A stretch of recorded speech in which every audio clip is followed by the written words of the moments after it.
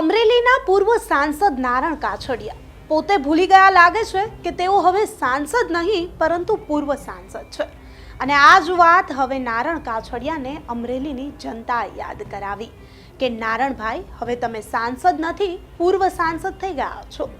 તો નારણ કાછડિયા ફરી એકવાર વિવાદોમાં આવ્યા છે। આ છે અમરેલીના સાંસદ નારણ કાછડિયા। આ નારણ કાછડિયાની કાર છે જેને લઈને તેઓ વિવાદમાં આવ્યા છે। નારણ કાછડિયાની કારની પાછળ સાંસદ લખેલી એ પ્લેટ છે જેને નારણભાઈએ હજુ સુધી કાઢી નથી। નારણભાઈને અહીં સત્તાનો અને પોતાના હોદ્દાનો કેટલો મોહ છે તે અહીં સાફપણે જોઈ શકાય છે। નારણભાઈ જ્યાં પણ જાય પોતાની આ કાર સાથે લઈને જાય છે જેના ઉપર સાફપણે સાંસદની આ પ્લેટ લાગેલી છે। જે પ્રમાણે તમે જોઈ શકો છો નારણભાઈની આ કાર ઉપર સાંસદ લખેલું છે। નારણભાઈએ આ પ્લેટને હજુ સુધી કાઢી નથી, તેથી અમરેલીની જનતાએ નારણભાઈને યાદ અપાવ્યું કે ભાઈ તમે હવે સાંસદ નથી રહ્યા, તેથી આ પ્લેટ તમારે કાઢી નાખવી જોઈએ। સોશિયલ મીડિયામાં આ જ વાતને લઈને હવે એક વિવાદ છેડાયો છે અને એક પોસ્ટ જે છે તે વાયરલ થઈ રહી છે।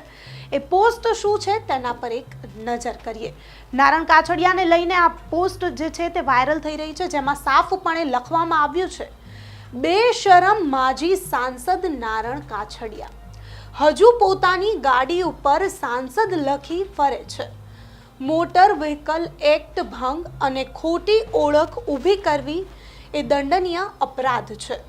8 દિવસમાં કાર્યવાહી નહીં તો આંદોલન।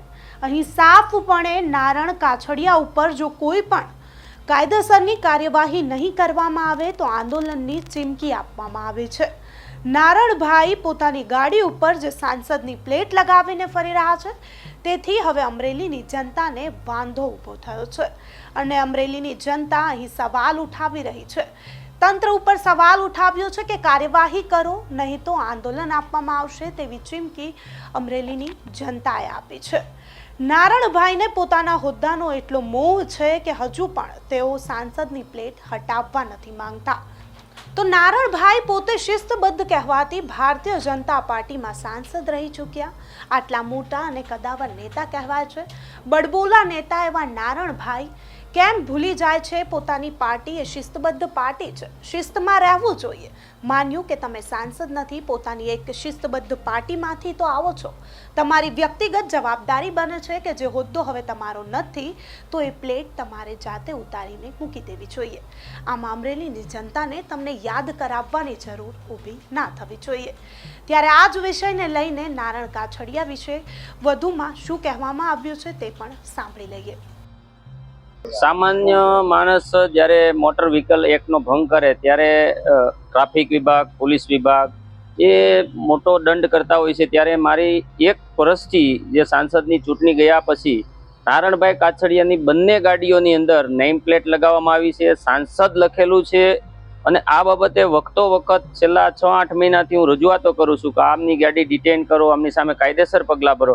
જો કોઈ સામાન્ય નાગરિક પોતાની ગાડી ઉપર પીઆઈ પીએસઆઈ લખીને નીકળે તો એને ડુપ્લિકેટ પીઆઈ તરીકે પૂરી દેવામાં આવતો હોય, તો આ સાંસદ બેશરમ બની અને હજી સમાજની અંદર આ સીન સપાટા કરે છે, સાંસદ નથી, હવે એને લોકો ચાહતા પણ નથી।